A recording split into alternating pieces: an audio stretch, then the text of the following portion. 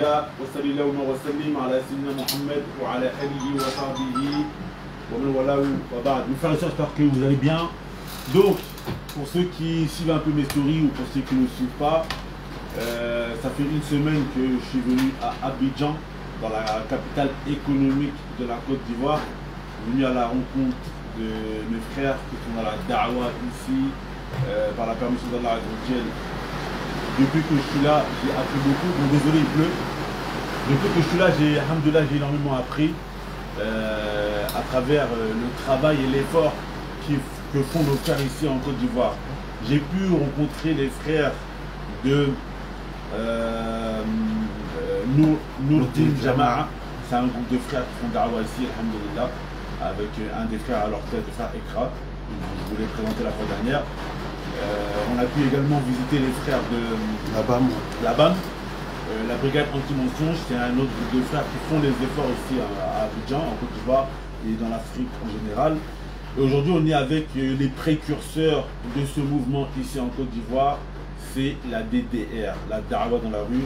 On est avec l'Oustaz Diané qui se trouve ici. Donc aujourd'hui, on va, dans ce live, qui ne va pas durer très longtemps, moi quand je suis venu ici, je me suis rendu compte qu'on avait un problème pour beaucoup de nous autres en Europe et dans le monde oriental, c'est que on a limité la da'wa aux mosquées. Alors qu'à la base, la da'wa que le prophète sallallahu alayhi wa sallam faisait, la prêche que le prophète sallallahu alayhi wa sallam faisait, elle était en dehors des mosquées. Lorsqu'Allah azza wa jalla, il a révélé au prophète sallallahu alayhi wa sallam, fasda' bima tu'mar, et partage ce qui t'a été ordonné. Le prophète sallallahu alayhi wa sallam, un jour, il s'est levé sur le mont Safa et il a appelé les gens de Quraïsh pour les mettre en garde d'un châtiment qui était douloureux. Et cela, c'était pas dans une mosquée, mais c'était sur le mont Safa. Le mont Safa aujourd'hui, bon, il est dans le Masjid al-Haram, mais avant c'était en dehors du Masjid al-Haram. Donc cela veut dire que le prophète sallallahu alayhi wa sallam faisait la prêche, hein, dans les rues, dans les bus, etc. Aujourd'hui, malheureusement, c'est quelque chose qui ne se fait plus. Nous, pour la plupart d'entre nous qui me suivent, ça fait des années, on est né en France, on a grandi en France, mais il se peut que personne n'ait été converti par nous-mêmes, par la permission d'Allah Azzawajal. Il se peut qu'on n'a jamais appelé des gens à l'islam.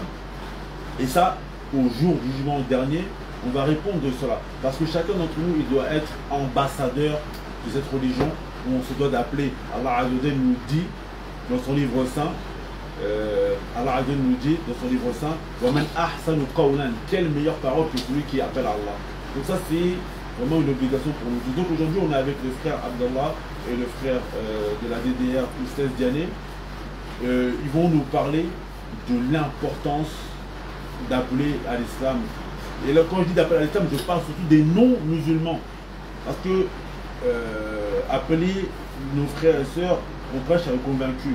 Non. Prêcher aux non-convaincus, comment cela doit se faire, quelle méthodologie on doit utiliser et surtout l'importance de faire cela. Donc on va Inch'Allah se diriger vers notre frère le Oustaz Diané et lui poser la question. Ouais. La question c'est, avant une petite présentation Inch'Allah, c'est quelle est l'importance de l'appel à l'islam, hein, et comment cela doit se pratiquer pour le commun des musulmans. Inch'Allah, alhamdulillah, wa salatu wa salam ala rasulillah, wa salamu alaikum wa rahmatullah. Oui, famille, ouais, nous sommes, vous savez, en Abidjan, on a notre style, on a notre manière de faire, on a nos jargons, et puis on s'adapte un peu à notre public. Comme le frère vient de le dire, la da'wa, c'est une obligation pour tout musulman.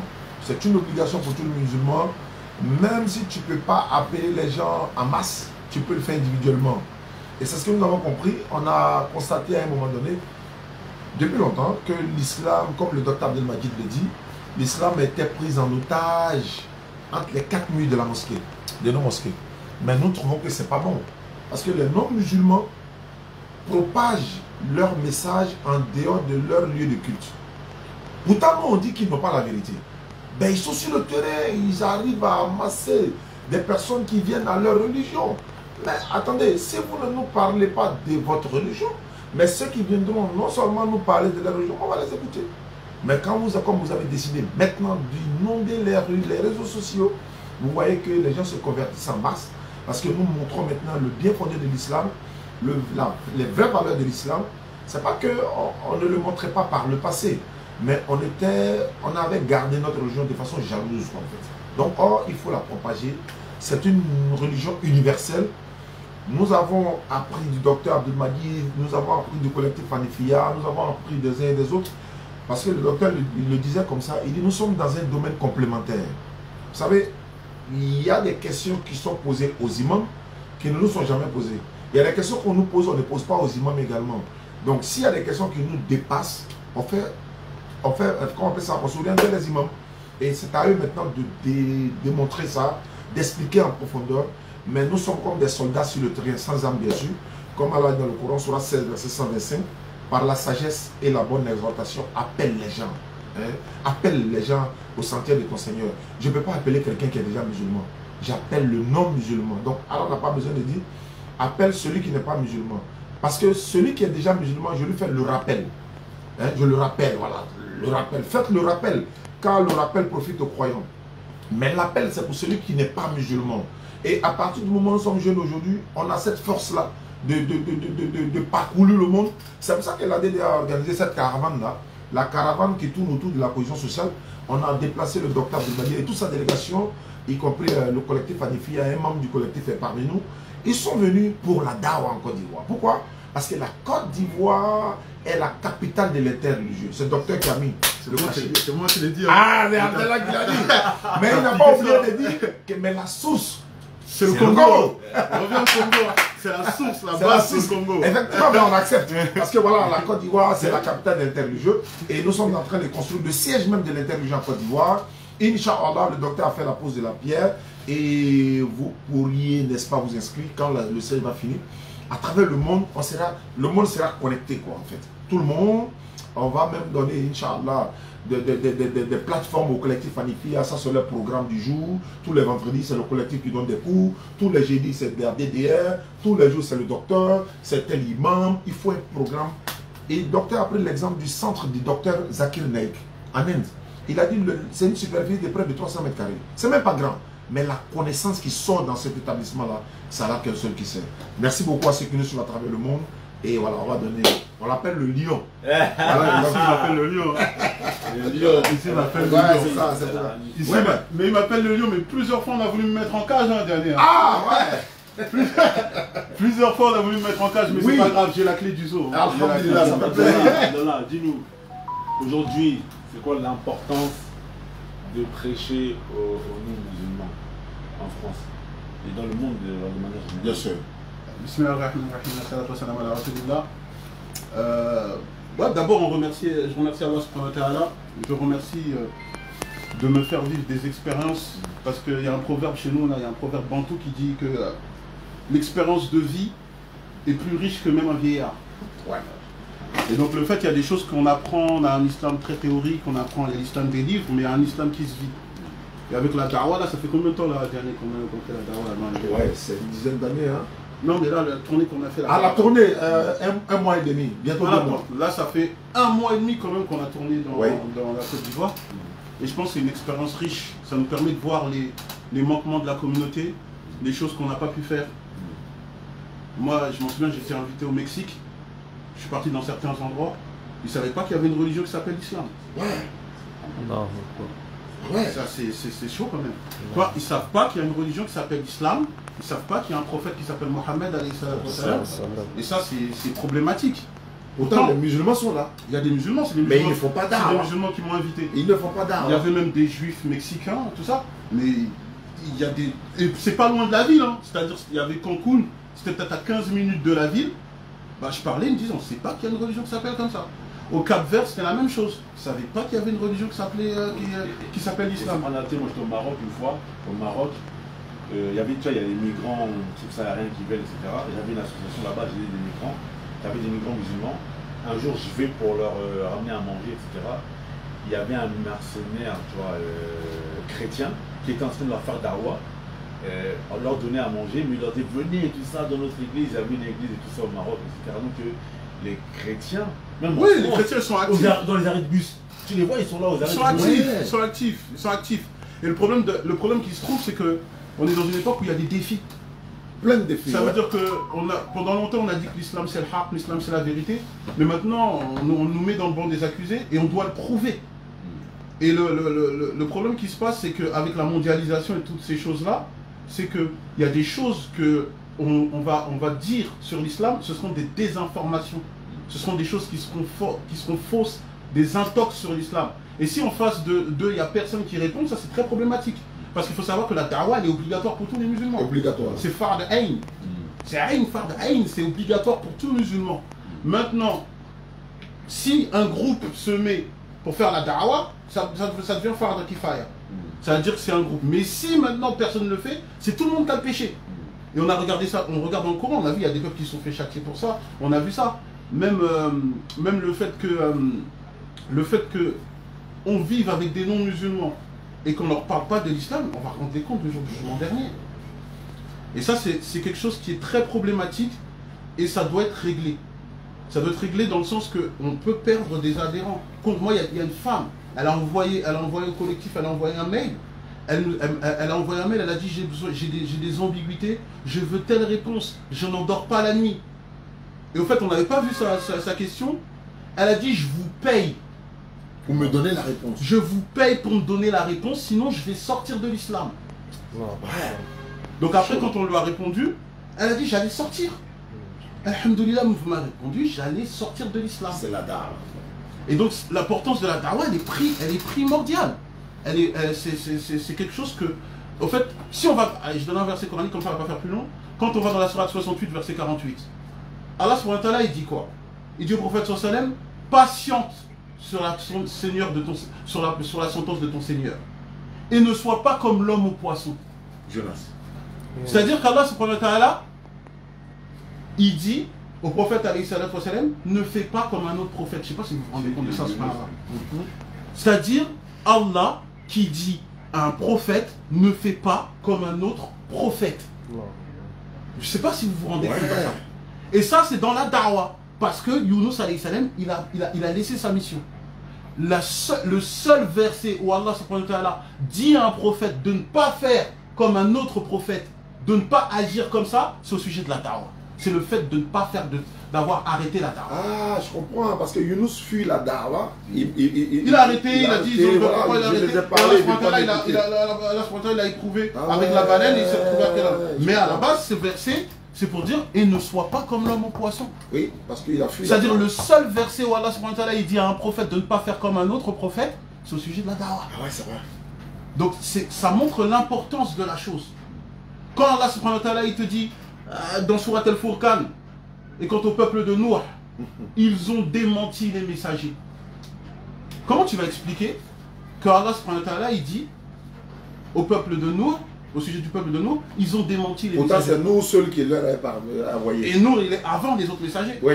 Pourquoi Allah subhanahu wa ta'ala il te dit à ce peuple, ils ont démenti les messagers. Pourtant, les messagers, ils sont après. Pourquoi Allah subhanahu wa ta'ala il a dit ça Allah subhanahu wa ta'ala il dit ça pourquoi? Parce que quand tu renies un seul messager, c'est comme si tu as remis tous les messages. Luc 10, 16. Celui qui vous écoute m'écoute, celui qui me rejette me rejette, celui qui me rejette, ça veut dire celui qui m'a envoyé. Celui qui relie un messager, c'est comme s'il a remis tous les messagers. Donc au fait, si nous on laisse les gens comme ça, on les laisse dans l'égarement, on les laisse, on ne présente pas le prophète alayhi salatu wa salam, on les laisse dire n'importe quoi sur le prophète alayhi salatu wa salam, on ne se donne même pas la responsabilité. On ne se donne pas la responsabilité. C'est-à-dire qu'Allah subhanahu wa ta'ala il nous donne l'islam, et on ne prend pas ça comme un cadeau qu'on doit préserver et transmettre aux gens. Ça, c'est quelque chose de très grave. Alors, je ne dis pas qu'il faut prêcher sans science, bien entendu. Il faut apprendre au préalable, il faut se préparer, il faut faire des efforts. Et la da'wah, ce n'est pas forcément que parler. La da'wah, ça peut être le comportement. Tu peux faire la da'wah par de multiples façons. Ouais. Le fait que tu aides les gens qui sont actifs dans la da'wah, le fait que toi, tu fasses de ta vie un outil pour l'élévation d'Allah subhanahu wa ta'ala, et ça il y a des exemples multiples. Mais moi ce que je tiens à dire, c'est que il faut qu'on arrête d'être des consommateurs en tout lieu.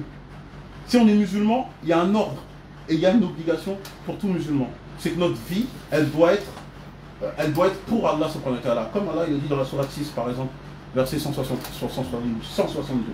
Donc moi ce que je veux dire, et là Ustaz Ali pourra me confirmer, c'est que nous, on est débordés. Et c'est pas à nous de le faire en vérité. En vérité, c'est pas à nous de le faire. Ouais. En vérité, c'est aux imams et oui, aux lamas. C'est pas à nous de le faire. C'est pas à nous de le faire. Mais maintenant, c'est tellement propagé qu'au final, chacun il a sa responsabilité et qu'il doit pouvoir apporter son aide à son échelle. Je dis bien à son échelle. Qui n'aille pas dans les trucs qui le dépassent, mais à son échelle, lui doit savoir. Comme par exemple là, le frère Oustaz Diané, il nous a invités pour ça. Il a fait la première pierre du centre de la DDR qui pourra encadrer les reconvertis de telle sorte qu'on ne les laisse pas errer. Parce qu'il y a des... Même nous au Congo on a eu ce problème. On faisait des assises, par exemple, de temps en temps il y avait 100 convertis. Ouais. 100 convertis, une conférence 100 convertis. Mais après ils partent, on ne les retrouve plus. Et peut-être 3-4 mois après, tu vois, ils sont redevenus chrétiens. Pourquoi? Parce qu'on va les ramener à la mosquée, il entend des choses en arabe, il ne comprend pas l'arabe. Ouais. Peut-être comme ici là, peut-être c'est un BT, il entend Djoula, il repart, il dit ah, moi je suis dans une religion, je ne comprends pas ce qu'ils me disent. Les gens viennent avec leur grosse barbe, leur chapelet, ils repartent, ils ressortent. Il n'y a rien. Ça veut dire qu'on n'a pas rendu universel l'islam tel qu'il est. Et ça c'est un gros problème. Oui. Qu'on n'a pas mis l'islam à son échelle qu'il fallait, c'est-à-dire l'échelle universelle. Et ça, c'est un problème. Et tu vois, toi-même tu l'as dit, Mohamed Lamine, tu es venu en Côte d'Ivoire, tu as vu qu'il y a des écoles arabes musulmanes, tu as vu qu'il y a ceci, tu as vu qu'il y a cela. Les gens pensaient que peut-être la hijra, tu le fais que dans les pays des mondes arabes. Oui. Ben non. Ben non. Parfois on va entendre, ouais, lui il est parti étudier, mais lui il a étudié dans son pays, en Côte d'Ivoire, alhamdoulilah. Il a fait le Coran ici, il a fait l'arabe ici, tu peux faire le Coran, tu peux faire l'arabe en Côte d'Ivoire. Il y a une sœur ivoirienne, elle est venue, elle m'a dit, ouais, est-ce que je suis obligé d'aller en Égypte, etc. Bon, tu dis, tu peux venir dans ton pays, en Côte d'Ivoire, il y a tout. Il y a le Coran, il y a l'arabe, etc. Il y a tout. Mais au stade, le centre que vous allez ouvrir là, ça va être quoi juste le centre là? Oui, le centre, à la base, c'est deux à la fois. La formation de toute jeunesse musulmane dans l'interreligieux, également l'encadrement des convertis. Les deux à la fois. C'est-à-dire que le centre, c'est un centre, c'est le centre islamique DDR, mais la base, on va encadrer les convertis que nous avons fait. Mais pour encadrer les convertis, si on dit, nous on va encadrer les convertis, mais si nous ne sommes plus de ce monde, comment on fait? C'est nous qui étions censés. Mais il faut former d'abord les gens. Là, même si nous ne sommes pas là, ils pourront continuer non seulement à faire da'wah et puis encadrer les convertis. Parce que l'objectif de la da'wah aussi, c'est de ramener les gens à l'islam. Donc quand on les ramène à l'islam, ce n'est pas le travail d'une seule personne. Donc il faut la masse qui apprenne l'encadrement des convertis, la formation des jeunes à l'intérieur pour faire da'wah. Donc c'est comme c'est une école où on rentre pour se former pour faire da'wah. Da'wah un peu partout dans le monde, et un jour les gens diront non, non, non, moi j'ai fréquenté par exemple Al-Azhar en Égypte, moi j'étais dans le centre de la DDR, moi c'est au centre des Zakir Naïk, mais tout ça pour un seul objectif, faire Da'wah, ramener le maximum de personnes à l'islam et les encadrer également. Et il faut souligner ce que dit le Oustaz Diané, c'est que les chouyours même, c'est-à-dire les chouyours même qui vont venir enseigner dans le centre qui est prévu, c'est des chouyours qui vont venir du monde arabe, oui, bien sûr, spécialisés dans la religion. Des chouyours d'Égypte, des chouyours de Syrie, des chouyours... Oui, ouais. Même les imams d'ici, parce que comme tu l'as vu tout à l'heure quand on parlait, on t'a cité quelques chouyours. Il y a des gens, il y a des imams, il y a des ambiguïtés qui, quand on va leur dire, peut-être ils ne sont pas habitués à ça. Parce que toi, tu es quelqu'un que tu es dans la mosquée, tu fais tes dourous. Tu es habitué à avoir des musulmans. Ça veut dire qu'ils ont un processus qui est déjà mis en place. Exactement, c'est exactement ça que j'allais dire. Contradiction. Ils ne cherchent même pas les ambiguïtés du Coran. Pour eux, Allah a entendu, Allah a dit, c'est comme ça. C'est ça que j'allais dire. C'est-à-dire que l'imam est habitué à dire un discours que les gens en face de lui sont réceptifs à ce discours. Ils sont là pour écouter ce que l'imam va dire, de prendre et de partir. Nous, on a un public qui n'est pas d'accord avec toi et qui te demande de ramener tes preuves. Un peu comme dans Surat al-Imran, les 80 premiers versets de la Surat al-Imran, c'est quand le prophète alayhi salatu wa salam, il a fait le naqash, il a fait le débat avec les chrétiens de Najran. Ça veut dire que le discours, il est pas à quelqu'un que toi tu vas affirmer quelque chose, lui il va dire prouve-moi que c'est la vérité. Et le prophète alayhi salatu wa salam était confronté à ça. Il était confronté à ça. Et maintenant que nous sommes dans un monde mondialisé, qu'autour de toi, il y a des non-musulmans. Il y a Internet. Tu tapes islam, par exemple, sur Internet, tu vas voir les premiers sites, c'est des sites islamophobes. C'est vrai. Ça veut dire que quelqu'un, il veut se renseigner sur l'islam, il tape islam, il aura un site qui va dire l'islam, il y a ça qui est mauvais, il y a ça qui est mauvais, il y a ça qui est... Maintenant, on doit être prêt. Ouais, il n'y a pas que ça. On doit être prêt. Oui. On doit être prêt. C'est pas possible. Tu vois? Il y a des grands enjeux en fait. La dawa pour les musulmans, là, c'est vraiment des super grands enjeux. Et surtout, on a des problèmes, on a des sujets consensuels qu'il faut traiter. Il y a des sujets qui sont consensuels. C'est-à-dire, par exemple, quand on a parlé de l'esclavage, ça doit être répondu. Ouais. Quand on parle avec le racisme, ça doit être répondu. Il y a des choses ça touche plus l'argument, ça touche l'entendement. Et ça remet en cause les mœurs de l'islam. Ouais. Donc on a besoin d'élever le débat à un niveau extra-intellectuel. Je dis même pas hyper-intellectuel, je dis extra. Tu comprends? On doit élever un niveau, le niveau intellectuel. Ibn Taymiyyah, c'est ce qu'il faisait. Ibn Taymiyyah, il a appris l'hébreu. Ibn Taymiyyah a appris l'hébreu. Ibn Taymiyyah, de temps en temps, il y avait des gens qui étaient lui, il y avait 600 personnes, il parlait avec eux. Il a appris la philosophie. Il y a le compagnon du prophète sallallahu alayhi wa sallam qui a appris la langue de ses ennemis. Le prophète sallallahu alayhi wa sallam ta'allama l'urata qawmin aussi mamin. Il a dit celui qui apprend la langue d'un peuple, il sera préservé du jugement de ce peuple. Ouais. On va pas trop tarder, on va poser une dernière question au 16. Ici en Côte d'Ivoire, il y a beaucoup d'Ivoiriens en France. Il y a beaucoup d'Ivoiriens en France. Il y a un problème chez les musulmans noirs de France, c'est que lorsqu'ils veulent quitter la France, on se dirige beaucoup au Maroc, en Algérie, en Égypte, etc., dans le monde arabe. Mais peu de gens reviennent chez eux en Côte d'Ivoire parce qu'on pense toujours que la science, elle s'acquiert que dans les pays arabes. Est-ce que tu peux nous dire, ici en Côte d'Ivoire, qu'est-ce qu'il y a pour qu'un jeune musulman puisse exceller dans sa religion? Est-ce que quelqu'un qui vient, il a 2-3 enfants, est-ce qu'il y a des écoles franco-arabes où il peut apprendre le Coran, l'arabe pour ses enfants? Est-ce qu'il peut apprendre les sciences profanes, les sciences religieuses, etc. C'est quoi? Qu'est-ce qui est mis en place ici en Côte d'Ivoire pour que même quelqu'un qui vient, un musulman lambda, qui a 20 ans, qui est de 20 à la trentaine, il va apprendre le Coran, il va apprendre l'arabe. Qu'est-ce qu'il y a ici en Côte d'Ivoire pour l'apprentissage, pour l'éveil spirituel et religieux d'un musulman? Oustaz Zene, avant de répondre, faut que tu passes le salam à un frère là. Il y a Zied là de Radio Principe là, sinon il va nous en vouloir. Il y a un frère là, il a une radio télé là, il veut t'inviter, il t'aime beaucoup. Mais si il est là, j'ai vu qu'il est là, faut que tu lui passes un grand salam, sinon il va nous en vouloir. Salam alaikum, Cheikh. Zied, alhamdulillah, ça fait plaisir. Non mais moi je suis un soldat d'Allah, moi je suis disponible, hein, tout le monde, voilà. On est disponible pour ça, on ne fait que ça. C'est comme de l'adrénaline. Quand on ne fait pas la dawa, on n'est pas content en fait. Donc moi je suis prêt, il n'y a pas de problème. Pendant, après ou je sais pas, quand tu es prêt, tu me contactes. Voilà, le collectif est là, hein, ils sont tous là. On aurait voulu faire venir tous les autres, Ismaël, je suis musulman, tout le monde. Mais bon, je pense que cette chose remise, ça va se faire avec la grâce d'Allah. Donc je suis disponible. Donc quand tu es prêt, voilà. Mais ici, c'est les petits poteaux. Hein. Pour nous, c'est le corps à corps. C'est plus chaud. Et puis bon, voilà, on se retrouve. Donc merci beaucoup à toi, merci de nous suivre. Comme tu le disais, oui, il y a des écoles de qualité. En Côte d'Ivoire, il y en a plein. On n'a même pas besoin d'aller dans les pays arabes forcément pour apprendre. On a plein de jeunes en Côte d'Ivoire qui sont déjà faits le Coran. Mais ce qui nous manque, c'était peut-être un centre pour l'interreligieux. Il y a beaucoup de groupes de l'interreligieux en Côte d'Ivoire, mais on n'a pas de centre de l'interreligieux. Et aujourd'hui, le docteur disait une fois, il dit, à un moment donné, la dawa ne se fera que par les intellectuels. Ah ouais, ça c'est important ça. Il faut connaître quand même le minimum, il faut savoir lire, il faut savoir écrire pour faire dawa. C'est obligatoire. Sinon, aujourd'hui, comme Abdallah le disait, c'est le travail des imams. C'est nos imams qui doivent le faire. Mais aujourd'hui, ils sont quand même âgés. Nous, la jeunesse musulmane, il faut gaspiller ton énergie dans des choses halal et dans des choses haram. Donc quand nous sommes jeunes, nous faisons la dawa, ça nous empêche pas d'évacuer à nos occupations. Mais la priorité, c'est la dawa.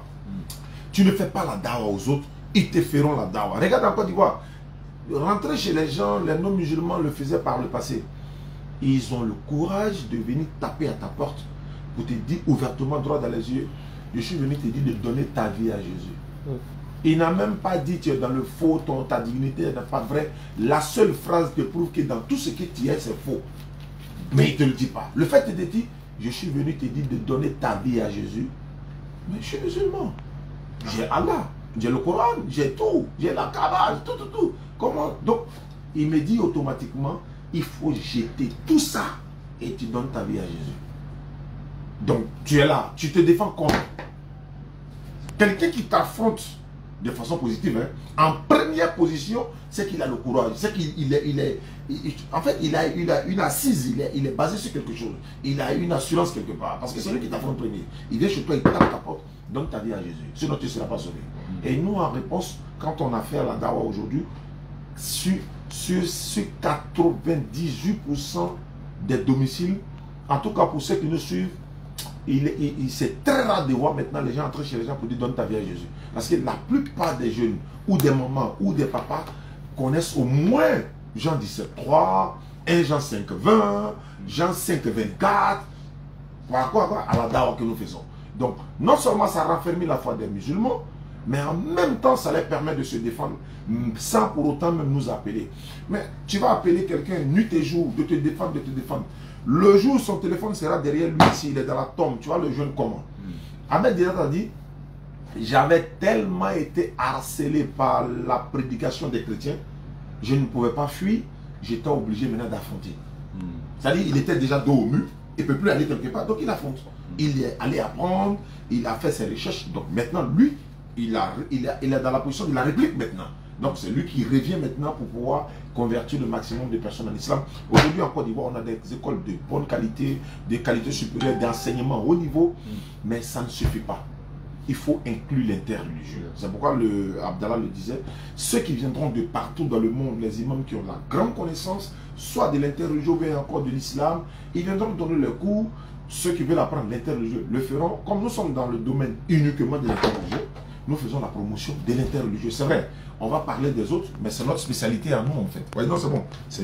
Et donc, malgré ça, celui qui va prendre le Coran en Côte d'Ivoire, il est le bienvenu. Il y a des enseignants de qualité, des professeurs de qualité. Il y a des gens qui sont diplômés. Il y a des gens qui sont diplômés. Déjà même. Non, mais déjà même. Tu sais que même en Égypte, là où on est, à la Hazar, il y a un shir ivoirien qui enseigne la langue arabe. Ça dit vrai? Oui. Ah ouais. Il enseigne la langue arabe en Égypte. C'est rare. Al-Azhar, c'est rare qu'un non-arabe puisse enseigner. Tu vois, c'est très très rare. C'est très rare. Lui, il a enseigné l'arabe là, c'est vrai. Et ici, il y a même des villages où il y a des écoles, ils parlent que l'arabe. Moi, il y avait une école, tu sors pas de cette école si tu n'as pas les sunnans dans ta tête. Ici, en Côte d'Ivoire, si tu n'as pas les sunnans dans ta tête, tu sors pas de cette école. Et là-bas, ça parle qu'en arabe. Ça veut dire, les musulmans ivoiriens, revenez dans votre pays, il y a tout. Il y en a tout, il y a tout. Il y a tout dans votre pays ici. En plus, vous allez bien manger à checker, etc. Et la loco et tout ça. Ouais, vraiment, c'est un peu... Donc, alhamdoulilah, mes frères et sœurs, on ne va pas trop déranger les hostels. C'était un très très bon live qui a duré peut-être une trentaine de minutes. On remercie Allah Azzawajal. Donc, dans ce live, vous avez pu entendre plusieurs choses. L'importance de la da'wah. L'importance d'appeler et de faire le rappel, mais surtout d'appeler, parce que le rappel se fait beaucoup, mais l'appel, aujourd'hui, franchement, il faut dire la vérité, je pense qu'il y a beaucoup de pécheurs dans la communauté par rapport à l'appel. Donc l'appel, comme l'Oustaz l'a expliqué, c'est le fait d'appeler les non-musulmans. Et ça, je pense qu'il y en a peut-être, ils ont fait des 20 ans, des 30 ans en France, ils n'ont jamais appelé un seul non-musulman à l'islam. Et ça, vraiment, c'est une honte de notre part. Donc ça, il faut vraiment que l'on apprenne pour pouvoir appeler les autres. Et après, pour terminer, les musulmans de Côte d'Ivoire, dans votre pays, il y a beaucoup à faire. Vous pouvez apprendre. Et c'est un peu, alhamdoulilah, au niveau économique, il y a beaucoup d'argent à se faire en Côte d'Ivoire. La Côte d'Ivoire, c'est en train d'exploser. En Afrique de l'Ouest, la Côte d'Ivoire, c'est devenu un hub. C'est la première destination avec Dakar, ils sont en train de se battre. Mais c'est une des premières destinations dans l'Afrique de l'Ouest pour pouvoir investir, etc. Donc, revenez dans votre pays, c'est un pays, Abidjan c'est la joie. Donc voilà les frères. Attention, juste un petit truc là, Diané là tellement il est concentré parce que Diané là il veut encore faire ton petit poteau là. Il s'apprête encore à faire un débat avec quelqu'un, il a oublié. Là il y aura le centre de la DDR, oui, le centre de DDR qui est fait. Dernièrement, là, pendant qu'on faisait la tournée, il y a beaucoup de gens qui m'avaient demandé comment on fait pour pouvoir contribuer, pour pouvoir participer à la construction du centre de la DDR. Et là, justement, pour les gens de France, Oustaz Vianney et son équipe, la DDR de France, ont mis à disposition un litchi. Donc une cagnotte, comme ça, les gens peuvent participer et participer à ce projet qui est noble, ce projet, comme je le rappelle, qui sera là pour le recadrement des reconvertis, qui sera là aussi pour par exemple, les imams ils ont des connaissances extrêmement poussées ici, qui pourront venir se former dans l'interreligieux par des chouyours du monde arabe. Ouais. C'est-à-dire que comme ça, même les imams, là, les têtes d'affiche, là, ceux qui ont vraiment appris des 15 ans, nos chouyours, hein, nos papas, eux pourront aussi avoir une formation d'interreligieux, de telle sorte que le dialogue avec les non-musulmans qui sont dans ce pays sera ouvert à son paroxysme. Comme ça, Inch'Allah, dans quelques années, on pourra dire que la Côte d'Ivoire est un pays totalement musulman. Ouais. Là, quand je dis ça, les gens vont dire hey, c'est possible. Mais ça va venir, Inch'Allah. Vous inquiétez pas. On va mettre le lien, Inch'Allah, sous la vidéo. Qu'Allah vous préserve. Et on se dit à très bientôt. Wassalamu alaikum wa rahmatullahi wa barakatuh. Wa alaikum salam wa rahmatullahi wa barakatuh.